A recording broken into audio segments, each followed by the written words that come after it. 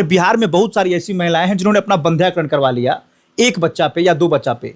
बाद में किसी तरह से वो बच्चा इस दुनिया में नहीं रहा। अब उन महिलाओं की इच्छा है कि एक बार फिर से हम मां बन पाए। तो जिनका बंध्याकरण हो गया है, क्या अब वो दोबारा मां बन पाएंगी आईवीएफ के माध्यम से? आप बिल्कुल आईवीएफ सेंटर, अच्छे आईवीएफ सेंटर विजिट करें और बंध्याकरण के बाद भी अगर बाकी तरह से वो मेडिकली फिट है तो आईवीएफ हो सकता है। बंध्याकरण से आईवीएफ पे कोई असर नहीं पड़ता। घबराने की कोई बात नहीं। बिल्कुल नहीं, बिल्कुल नहीं। अच्छा, कुछ लोग कहते हैं कि आईवीएफ करवाने में 5 लाख, 10 लाख, 15 लाख तक का खर्चा हो जाता है, क्या ये सही है? जी, ऐसा पहले होता था। आज से 10 साल 15 साल पहले जब ये तकनीक कम थी, कम लोगों के पास, कम सेंटर्स थे, डॉक्टर्स कम थे। बट धीरे धीरे अभी डॉक्टर्स बढ़ रहे हैं, एक्सपर्टीज़ बढ़ रही है, इंजेक्शंस के कॉस्ट कम हो रहे हैं। तो अब ये अमूमन 1 लाख, 1 से 1.25 लाख तक में भी किया जा सकता है। तो फिर हर कोई इसको अफोर्ड कर सकता है? जी, बिल्कुल अफोर्ड कर सकते हैं। अभी हम बिहार के सबसे चर्चित पूजा आईवीएफ सेंटर में हम मौजूद हैं, जहां हर रोज हजारों की संख्या में महिलाएं आ रही हैं। हमारे साथ बातचीत करने के लिए डॉक्टर पूजा है। आज हम आईवीएफ के बारे में समझेंगे कि आखिर आईवीएफ क्या है, और आजकल जो है वो भीड़ लग रहा है आईवीएफ को लेकर। तो जो आईवीएफ है वो क्या पेनफुल होता है, आईवीएफ को लेकर कई तरह की जो है वो मिथ भी है, वो सब हम बारे में जानेंगे। सबसे पहले मैडम ये बताएंगे कि आखिर आईवीएफ क्या है। गाँव की महिलाएं भी जो है वो बहुत सारी जानना चाहती है, तो आईवीएफ आखिर है क्या? देखिए, आईवीएफ एक टेक्नोलॉजी है जिसके द्वारा ऐसी महिलाएं जो नेचुरल तरीके से या दवाइयों से कंसीव नहीं कर पा रही हैं, साल भर इलाज कोशिश करा फिर भी नहीं कंसीव कर पा रही हैं, तो ऐसी महिलाओं के लिए इस तकनीक द्वारा हम लोग उनके ही शरीर के अंडे और शुक्राणु को बाहर में लैब में मिलाते हैं और जो भ्रूण तैयार होता है उसको वापस गर्भाशय में डालते हैं। तो ये जो तकनीक है उसको हम लोग इन विट्रो फर्टिलाइजेशन या आईवीएफ बोलते हैं। आजकल जो है सो बदलते खान पान या फिर रख रखाव, रहन सहन या लेट मैरिजेस जो हो रहा है उसके वजह से इनफर्टिलिटी का जो रेट है वो बढ़ता जा रहा है। पुरुषों में भी आजकल देखा जाता है शुक्राणुओं की गुणवत्ता में कमी आ रही है। तो ये बदलती जीवन शैली की वजह से कुछ ये इस पर असर पड़ा है।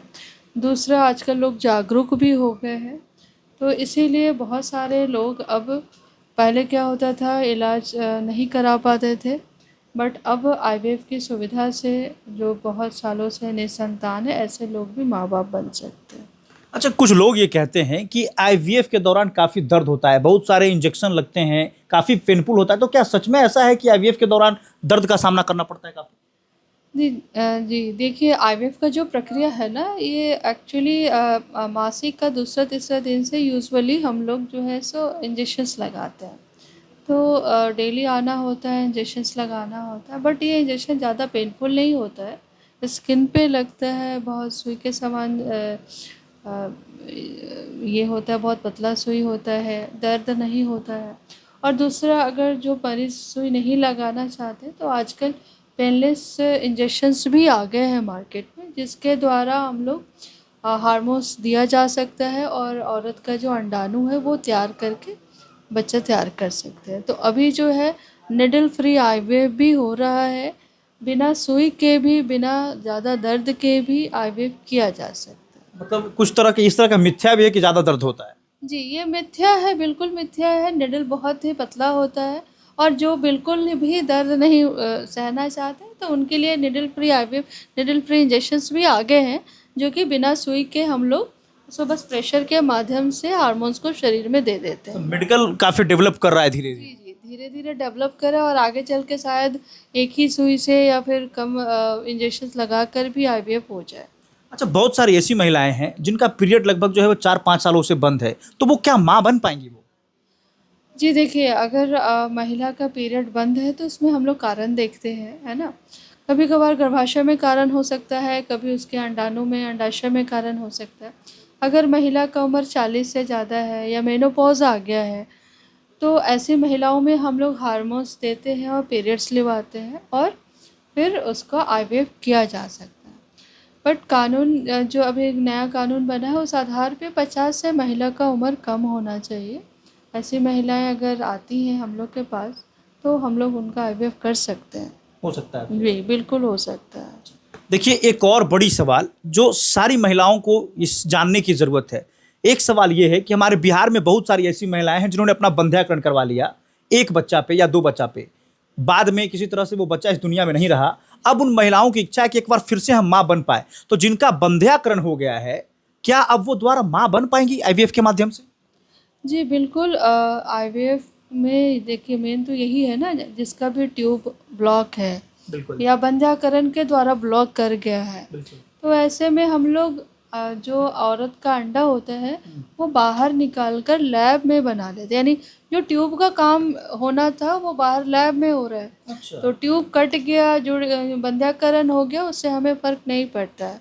तो ऐसी महिलाएं या पुरुष जिनका बंध्याकरण हो चुका है वो ज़रूर एक बार आएँ अगर उन्हें संतान चाहिए, और आईवीएफ के द्वारा वो आगे ट्रीटमेंट प्रोसीड कर सकते हैं। बहुत सारी गांव में ऐसी महिलाएं हैं जो कंफ्यूज हैं, जिन्होंने बंध्याकरण करवा लिया, आसपास की महिलाएं कहती अब तो बंध्याकरण हो गया, बच्चा होगा ही नहीं होगा, वो तो निराश बैठी हैं, उनके लिए क्या कुछ कहना नहीं चाहेंगे आप? नहीं, आप बिल्कुल आईवीएफ सेंटर, अच्छे आईवीएफ सेंटर विजिट करें, और बंध्याकरण के बाद भी अगर बाकी तरह से वो मेडिकली फिट है तो आईवीएफ हो सकता है।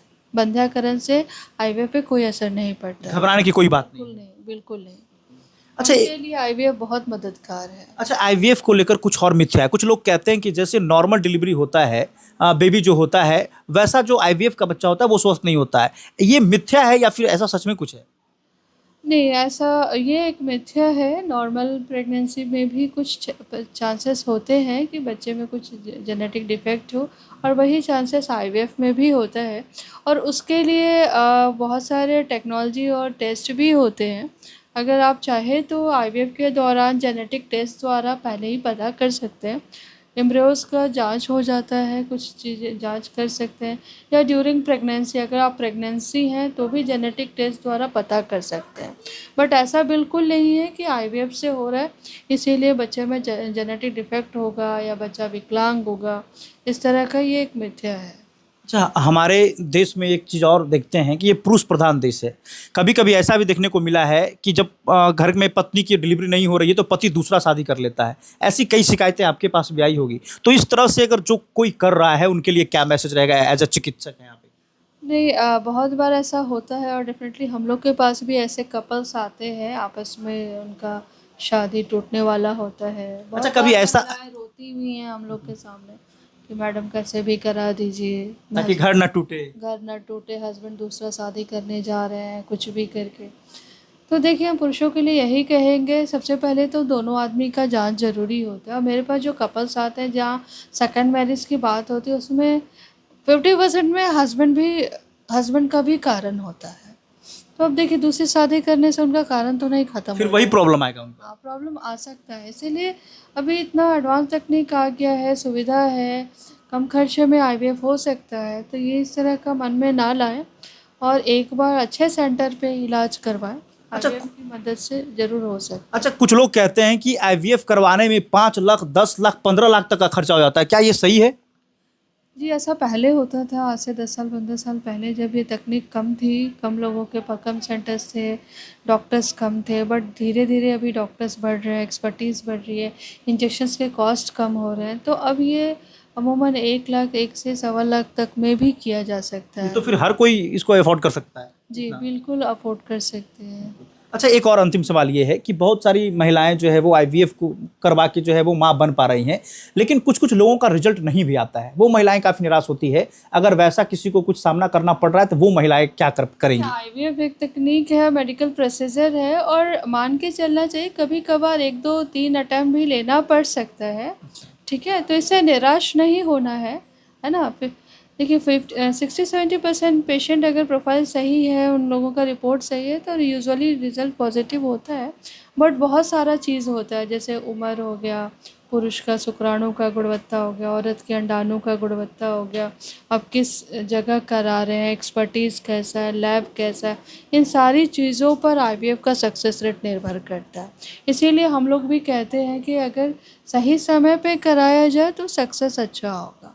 यानी कि जो महिला का प्रॉपर एज है 35 से कम, औरत का एग का क्वालिटी ज़्यादा अच्छा होता है, बशर्ते 35 के बाद या 40 के बाद लोग आते हैं आईवीएफ के लिए।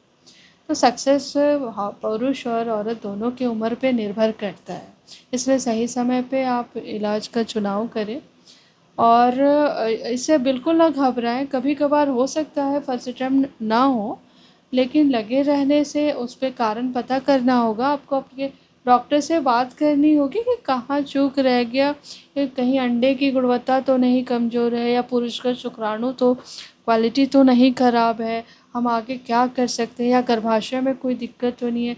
उसके लिए कोई सर्जिकल यानी हम लोग दूरबीन जांच, हिस्ट्रोस्कोपी वगैरह करते हैं या फिर कोई जेनेटिक टेस्ट तो नहीं करना है। तो ये सारी चीज़ें आपको डॉक्टर से डिस्कस करना चाहिए कि किस वजह से फेल हुआ है, एम्ब्रियो की दिक्कत थी या गर्भाशय के परत की दिक्कत थी, और फिर से अटैम्प्ट लेना चाहिए। 2 से 3 बार एवरेज आईवीएफ अटैम्प्ट लिया जा सकता है, इससे कोई नुकसान नहीं है। देखिए, हमारे साथ बातचीत करने के लिए डॉक्टर पूजा मौजूद थी। आप सभी परेशान ना हो, इस वीडियो को शेयर कीजिएगा ताकि जितने भी गांव स्तर में, शहर की ऐसी कोई महिलाएं हैं जो परेशान हैं, वो आकर संपर्क करें। बाकी जो स्क्रीन पर नंबर दिया गया है, आप बातचीत कर सकते हैं। धन्यवाद।